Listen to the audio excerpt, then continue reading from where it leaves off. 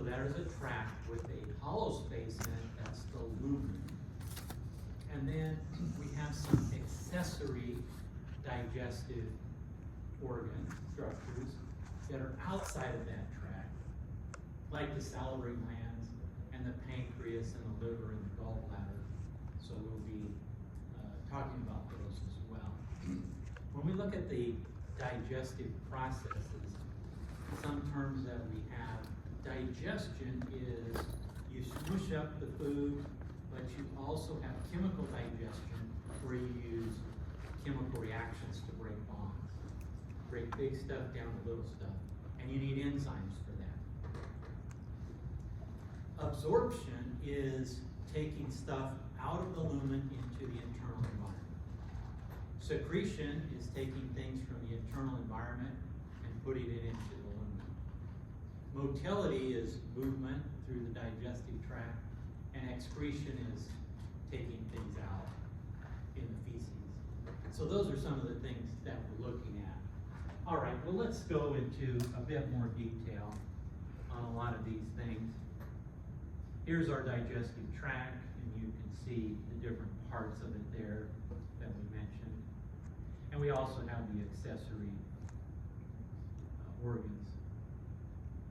We want to take macromolecules and we want to turn them into monomers so that they can be absorbed. In other words, we want to take proteins in the food that we eat and digest them down to amino acids and then absorb them. We want to take the carbohydrates like the starches and things, the macromolecules, and we want to break them down eventually into disaccharides and monosaccharides. And then we absorb them. We want to take fat and digest it down to monoglyceride and free fatty acids and then absorb them. That's the main ones. But we also do some nucleic acids. We break it down. That's not near as much of it, but we do some of that. In addition, we need to take in water and minerals, and vitamins are really either water soluble or fat soluble, but we need to absorb those as well. So we're going to take a bunch of things in. And so part of digestion is we're going to ingest these things, and then we're going to break them down into their monomers, and then we're going to absorb them. Here's an overview of this process.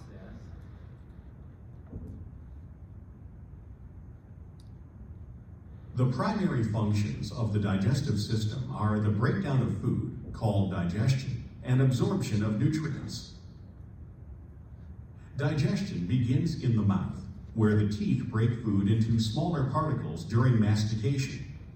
Salivary glands located near the oral cavity secrete saliva, which begins chemical digestion and keeps the food moist. As food is swallowed, the soft palate blocks the upper pharynx to prevent food from entering the nasal cavity, and multiple voluntary muscles in the face, neck, and tongue contract, pushing food particles through the pharynx. The food passes over the epiglottis, which prevents food entry into the respiratory system, and then into the esophagus, which connects the pharynx to the stomach. The one-way movement of the food mass, now called a bolus, is controlled by wave-like involuntary muscle contractions. This movement is known as peristalsis. The bolus now enters the stomach. Folds in the stomach wall, called rugae, allow for expansion as the stomach fills. Stomach cells secrete hydrochloric acid, pepsinogen, and various regulatory hormones that chemically digest the bolus. Muscular contractions in the stomach churn its contents to further break down the bolus and mix it with stomach secretions to form a thick liquid called chyme. Chyme exits the stomach through the pyloric sphincter and enters the small intestine, the major site of nutrient absorption. The small intestine consists of three parts: the duodenum, jejunum, and ileum.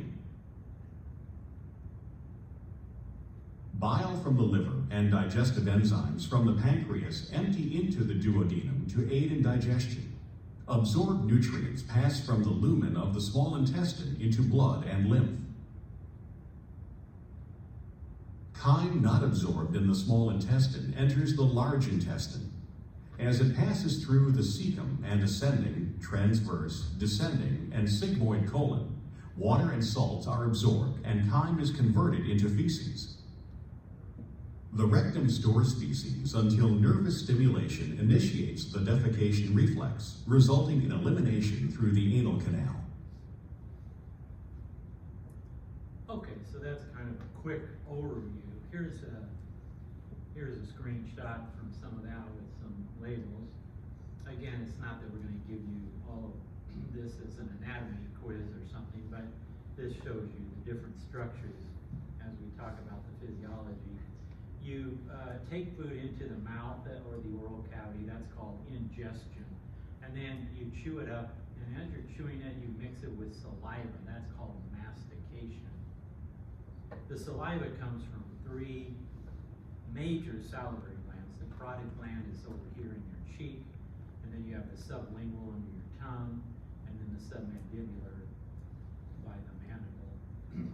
You have some smaller accessory salivary glands as well. So salivary gets secreted into the lumen of the oral cavity. You also have the tongue that helps with mastication.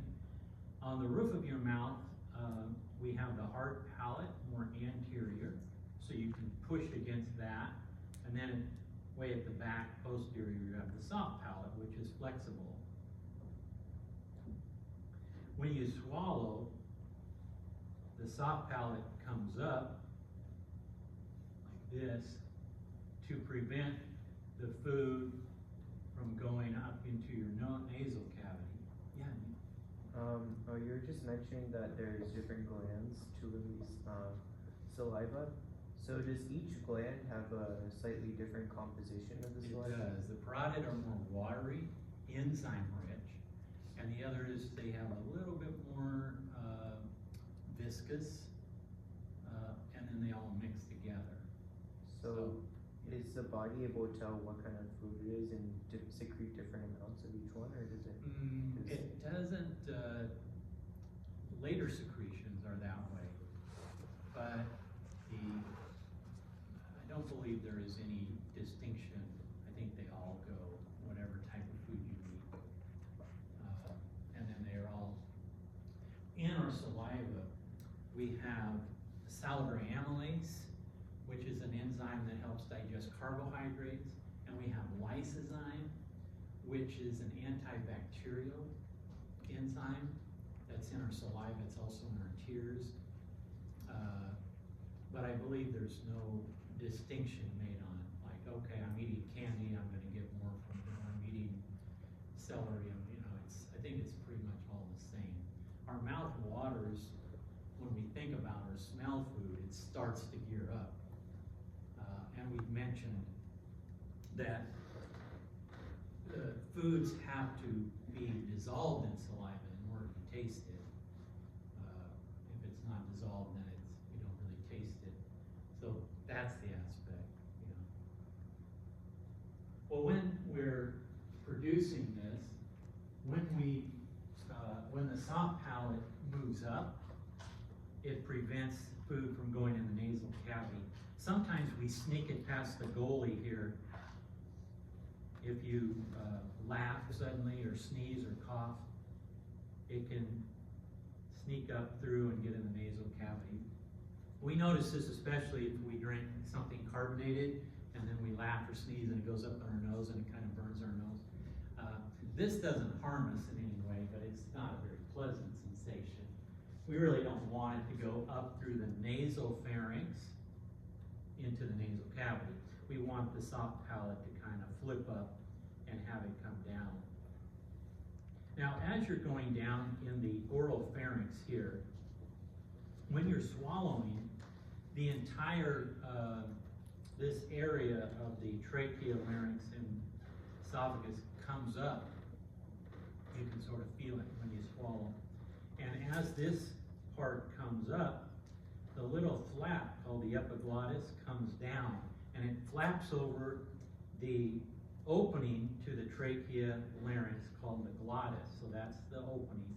And then you have the larynx trachea, and it seals that shut so that the swallowed food or liquid doesn't go down our airway, but is forced to go down the posterior structure, which is our esophagus.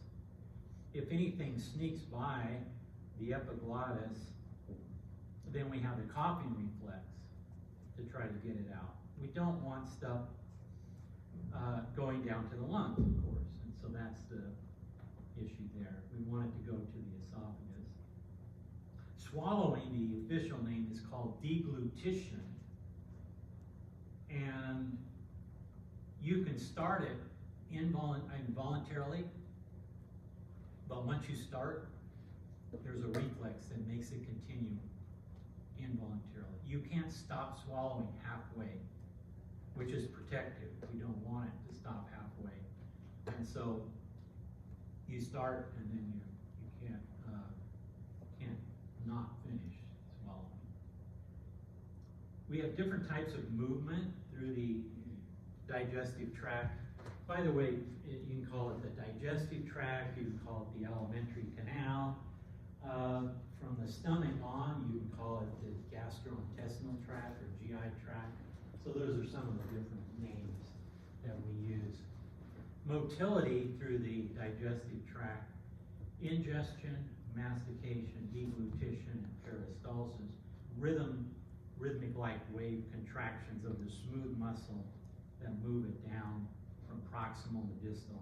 When we're talking about moving things through a tract, if we're moving them from the start towards the end, we're moving them from proximal to distal.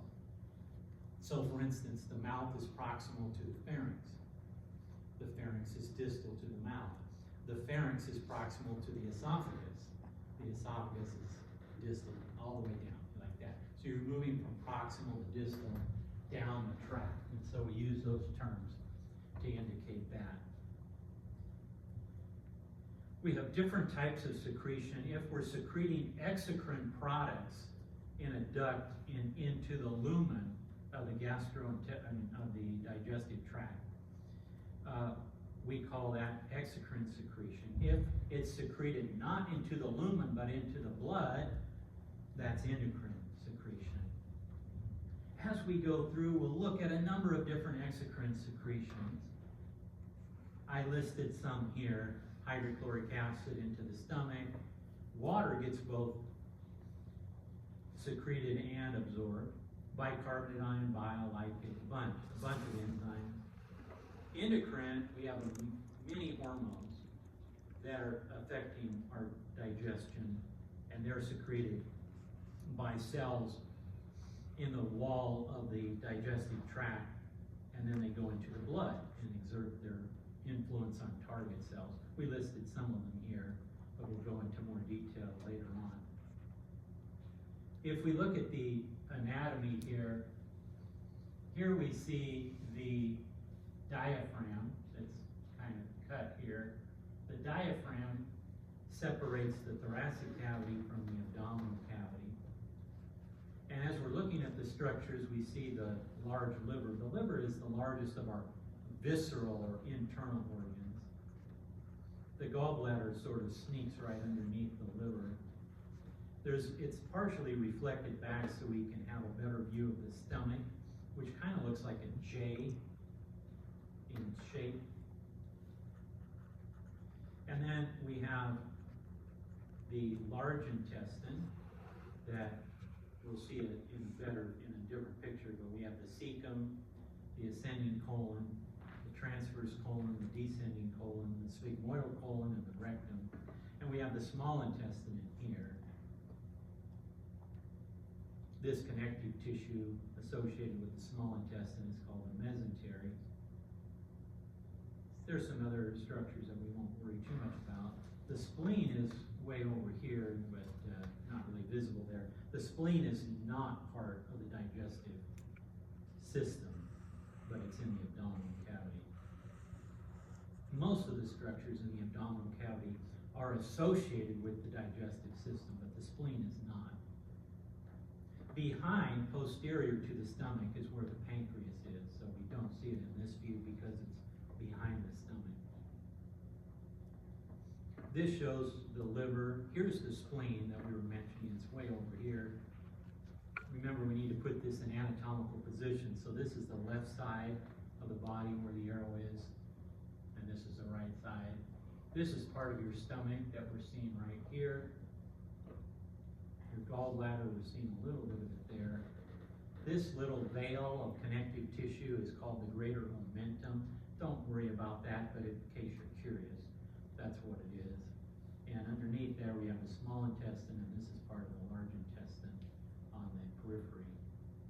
Here's the diaphragm again that's been cut a bit. Now, in this image, the liver has been reflected back, pulled back, and we can see the stomach.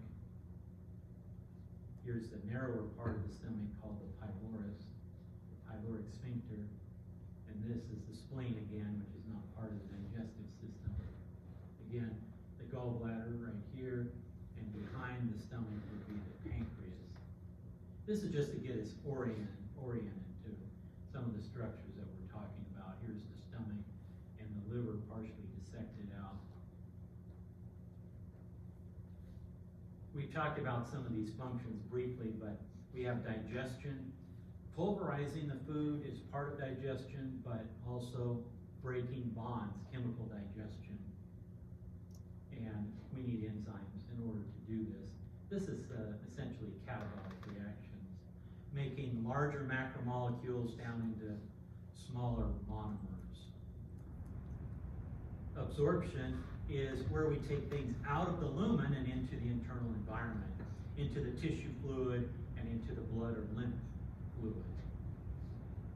Absorption occurs with the monomers, the simplest subunits.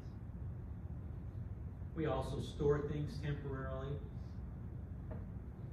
especially in the stomach and the large intestine. And elimination or excretion is taking the non-digestible or indigestible substances out in the feces. As we go along this track, we see that we have absorption in one direction, secretion in the opposite direction, motility. Motility must be the correct rate going from proximal to distal. If the motility is going too fast, we have diarrhea. If it's going too slow, we have constipation. We don't want either one. We want it to be like Goldilocks, just right. Not too much, not too little. We'll reiterate this later, but most products that are absorbed into the blood go to the liver first for processing, and then to the rest of the body.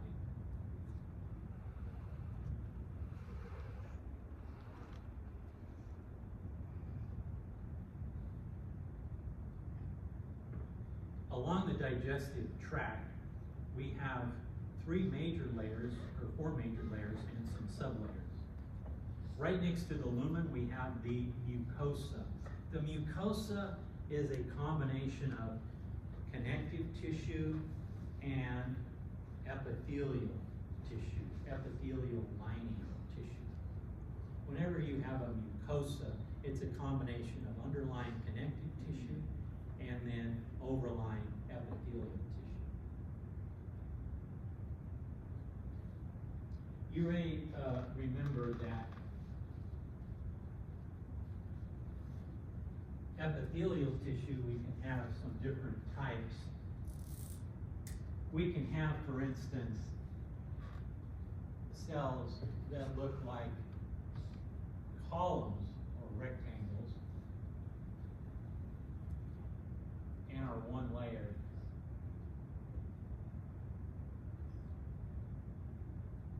This is called simple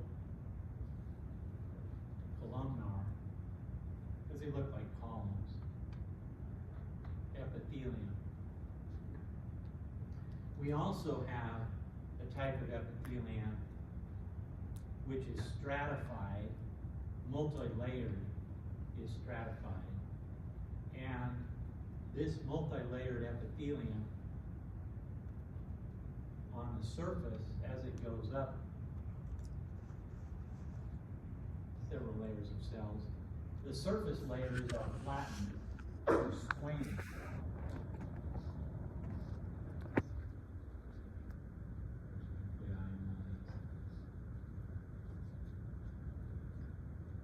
This type of epithelium is called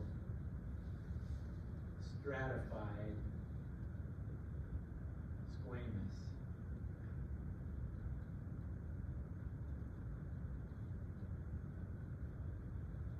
The reason I mention these two is our digestive tract is essentially lined by one of these two. Stratified squamous is mostly good, specializes in protection. Simple columnar is mostly associated with absorption and secretion. Therefore, it's pretty easy to remember that the parts of the digestive tract that have stratified squamous are where we need protection, like the interior of the mouth, the pharynx, the esophagus, and the anus. All protection areas, not a lot of secretion or absorption. Whereas the stomach, the small intestine, and the large intestine have simple columnar epithelium, which allows for a lot of absorption and secretion, movement across the cells. So that helps us sort of visualize that. Well, this is the epithelium if we look at our picture here. This is the epithelium, and again, it's generally going to be either stratified squamous or simple columnar. Then we have a connective tissue layer, and then a little thin layer of muscle called the muscularis mucosa. That layer, which is right next to the lumen, that hollow space, is called the mucosa. Outside of that, we have the submucosa, which is connective tissue. It has blood vessels and nerve. And then we have a big muscular layer, and that's called the muscularis externa. In most of the digestive tract, the muscle in the muscularis externa is smooth muscle, but there are areas where it's skeletal muscle, like in the lining of the mouth and the pharynx and the upper third of the esophagus, also part of the anus. The rest is smooth muscle. Usually the smooth muscle is in at least two layers, a circular layer and a longitudinal layer. In other words, the cells are running in different orientations. Sometimes you have more than two layers, but two is the most common. Finally, the outer layer is called the serosa. We need to mention that it's called the serosa when it has a mesothelial lining on it, simple squamous epithelium lining it. It's called an adventitia if it has no mesothelial lining. Therefore, if you see the term adventitia, you can say, well, that's somewhat analogous to the serosa. It's just one has a simple squamous lining on the outside of it, and the other does not. That's the difference. And so you'll hear those terms, and we often use them interchangeably, but they're not really quite interchangeable.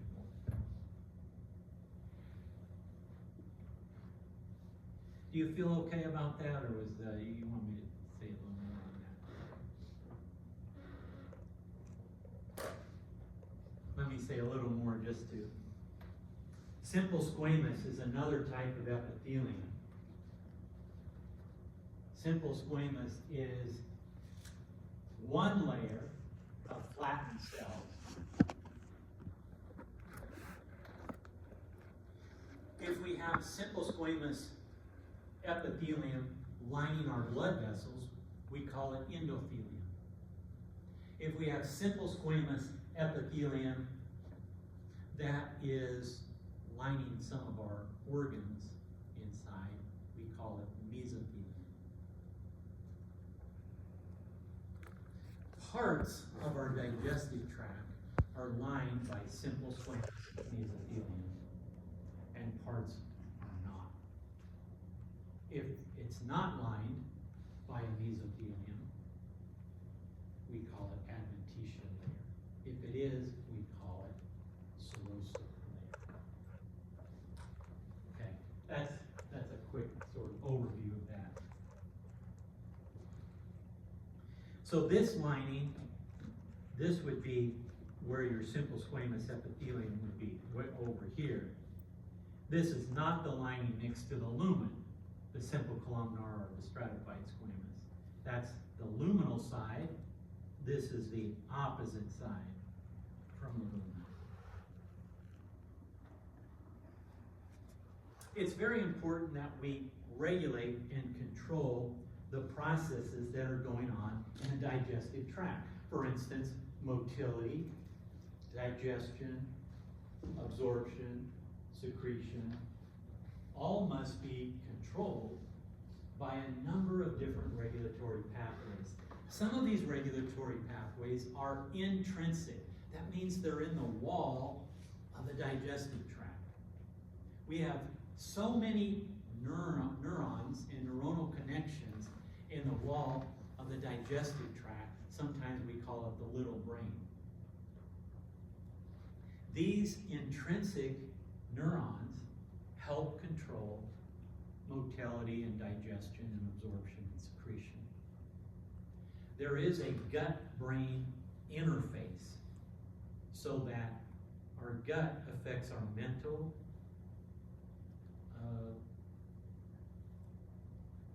state, and our brain also affects our gut.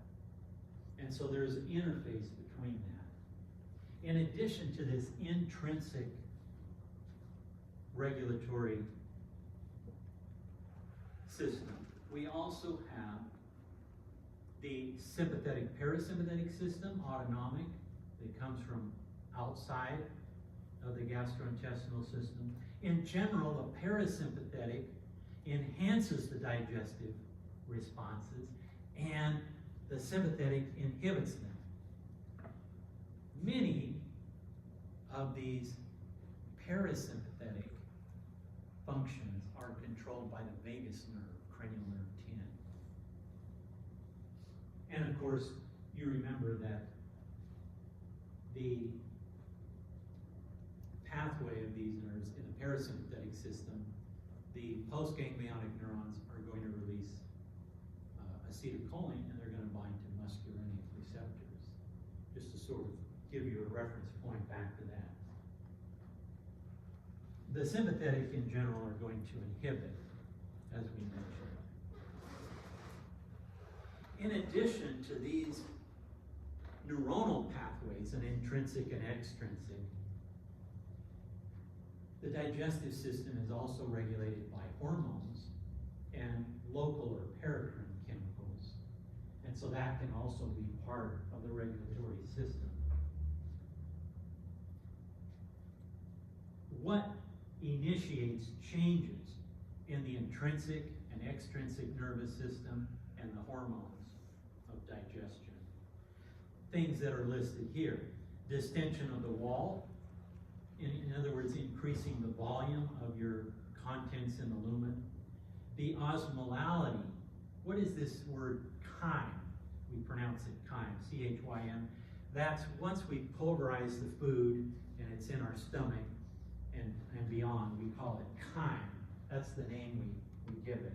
So the osmolality of the chyme, the acidity of the chyme, or the pH, if you will, the concentration of certain substances like fatty acids, monosaccharides, amino acids.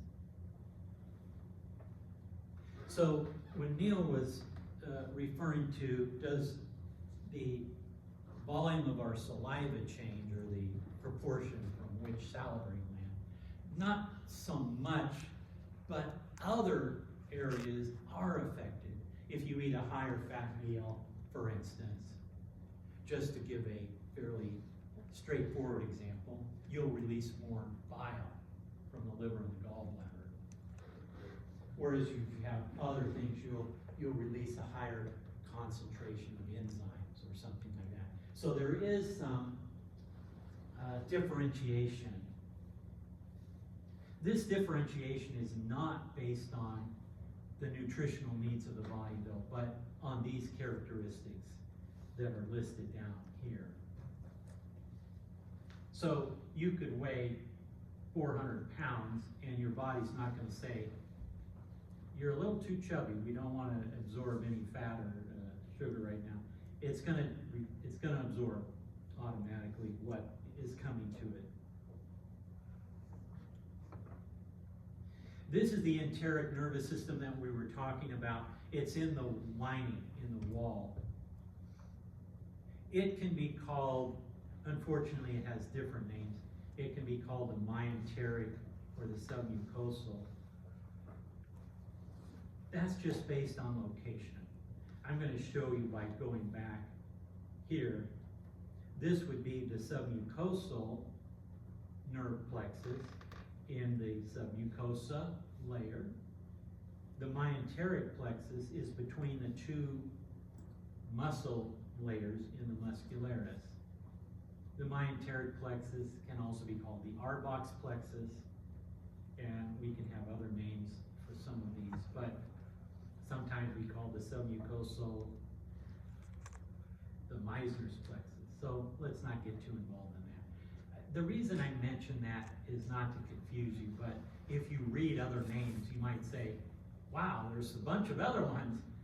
It's just they have alternate names, unfortunately.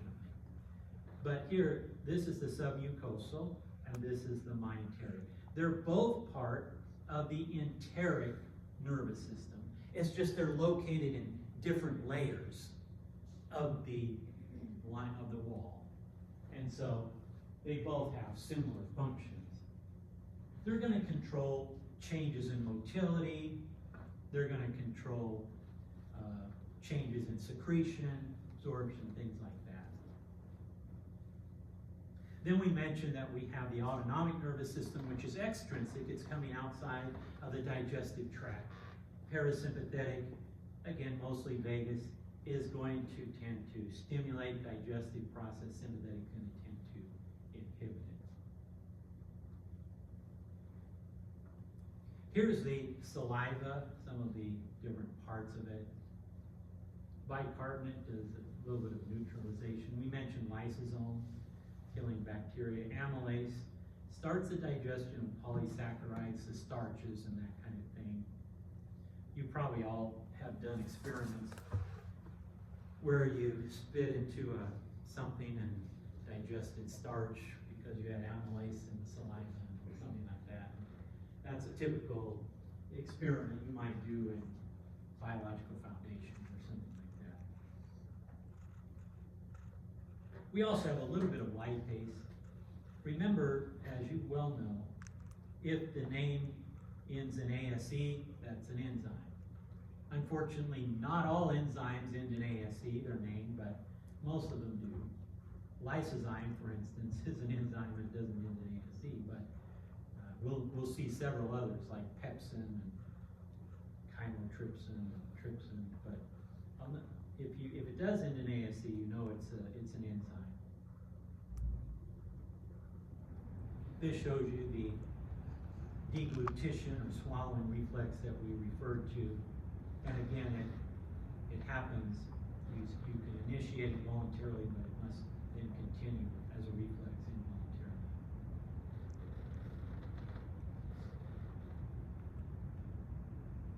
The pharynx goes into the stomach. The pharynx goes into the esophagus, which connects to the stomach. The upper third of the esophagus, the muscularis mucosa, is skeletal muscle. The middle third is a mixture of skeletal and smooth, and the distal third is smooth muscle. When we have contractions of the muscle, they're kind of like pushing along a long balloon. They're going along in one direction, from proximal to distal. and we call that peristalsis. It moves food along. When we swallow the food, it's called a bolus. When we get into the stomach and beyond, it's called chyme. But when we're moving those substances through, we're doing it with these peristaltic actions. Peristalsis then proceeds from proximal to distal. Reverse peristalsis is when we throw up and it comes the opposite way. We normally don't want it to go the opposite way, but sometimes we have that reverse peristalsis and it's going up and out instead of down and in.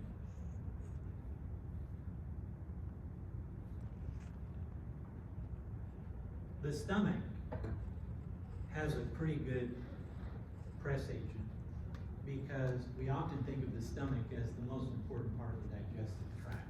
Well, it certainly is important, but really that distinction, the blue ribbon probably should go to the small intestine.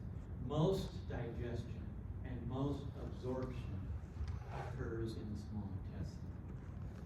Well, what does the stomach do? Well, it does quite a bit of digestion, and it especially initiates protein digestion. But it's not completed protein digestion until you get to the small intestine. The stomach pulverizes the food.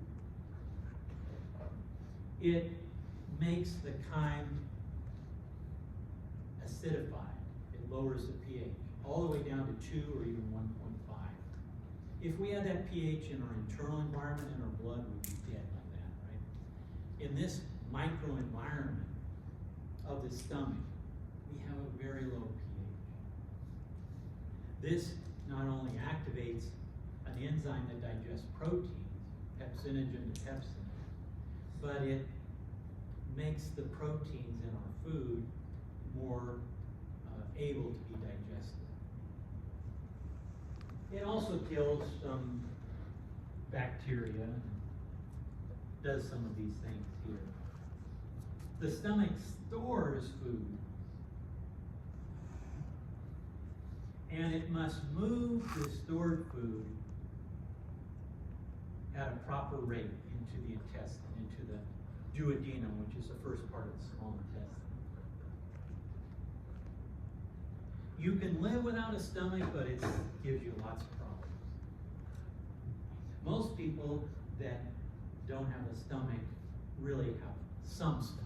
It's very rare to all, but might have to remove part of it. They've done things as well where you staple the stomach to make it narrow, just smaller, for cases in morbid obesity where you're trying to really desperately help a person lose weight. So you're doing a number of different things to try to, in that case, reduce the stomach. What would that do? It would just decrease the stomach's storage capacity, so you feel full a lot, and then you can't eat more or you throw up. And so that's what it's trying to do. Of course, you can also remove part of the stomach with stomach cancer or something of that nature. The stomach kind of is J-shaped. Before we get into the details of the stomach, let's sidestep a bit. Go ahead, Neil, before we sidestep. I've heard that if people go through long periods of starvation or hunger, then their stomach size decreases. It does decrease a bit. It's not a permanent decrease. It does shrink up a bit, and then it can stretch out over time if they eat.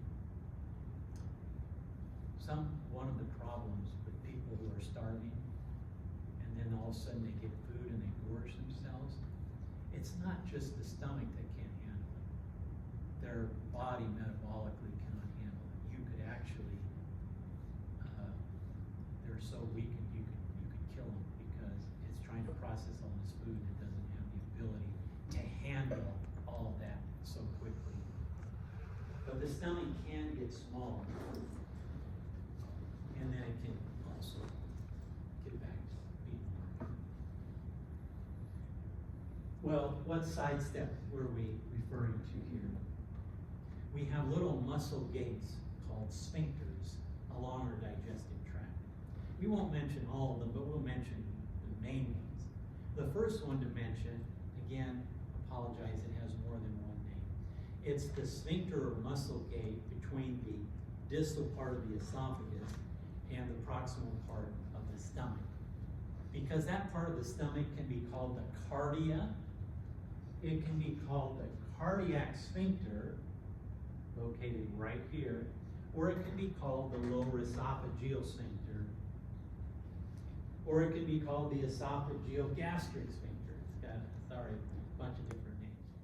This sphincter opens reflexively when we swallow and either the bolus of food is coming and or the liquid is coming. It opens, it allows it to go through, and then it closes. The purpose, of course, is to prevent reflux of the chyme in the stomach up into the esophagus. The chyme is very acidic, and if it comes up into our stomach, either as a solid chyme form or gas, it can cause what we call acid reflux. And it can kind of give us that burning sensation that we call heartburn. Has nothing to do with our heart, but it feels like it's around our heart. We call it heartburn. It's really esophageal burn, if you will. And this could be potentially damaging to us as well. That's the cardiac sphincter, or other names.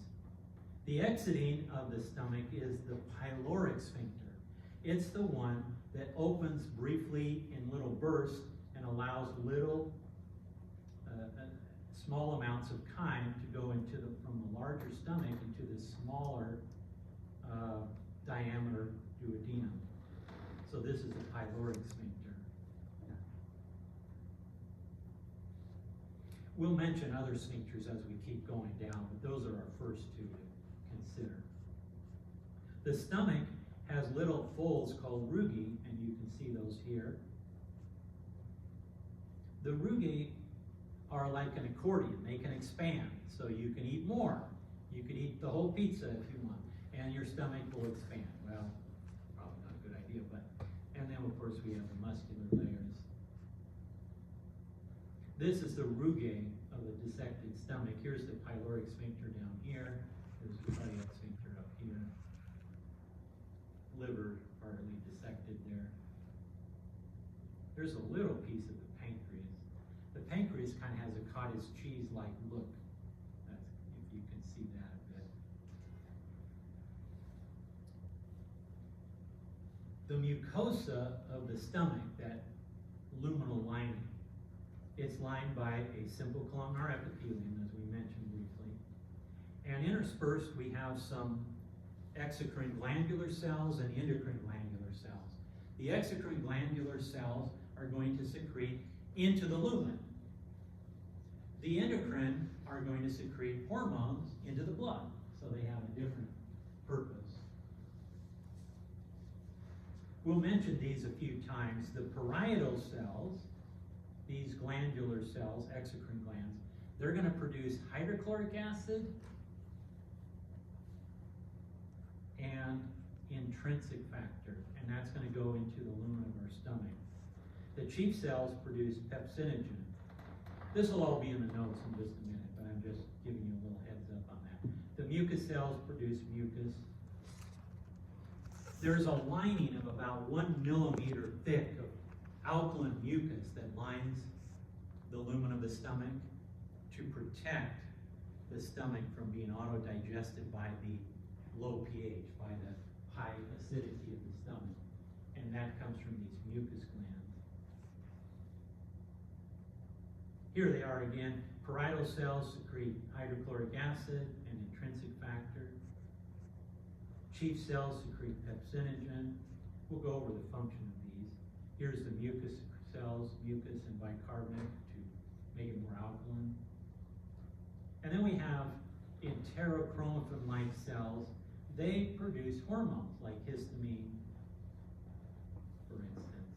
Now here is a little summary of some of the exocrine and endocrine secretions from the stomach lining. Mucigen, which you add water, is mucus. Parietal cells, hydrochloric acid, intrinsic factor. Chief cells, pepsinogen. Endocrine, we have these enterochromaffin-like cells that produce histamine and serotonin. We have G cells which produce the hormone gastrin. We have delta or D cells which produce somatostatin. Let me just quickly go over this. We're almost out of time. We know what hydrochloric acid is. Intrinsic factor is secreted into the lumen of the stomach, then it goes down into the small intestine, and it's necessary for the absorption of vitamin B12.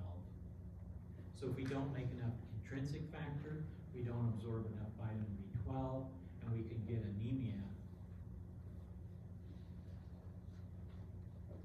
The others, gastrin and somatostatin and all of these, we'll talk about more in the future. Okay, so that's where we are on the digestive system. How many pages did we get? That's pretty good. Monday we'll keep going over this, and we'll should be finished on Tuesday on the digestive system. Then we'll do the renal Wednesday and Friday, and then we'll start. Come back to renal and reproductive last week. So not a lot. Everybody okay? Good Sabbath. Have a good weekend. Don't stress out too much about the test. Get them graded, and then put it out of your mind.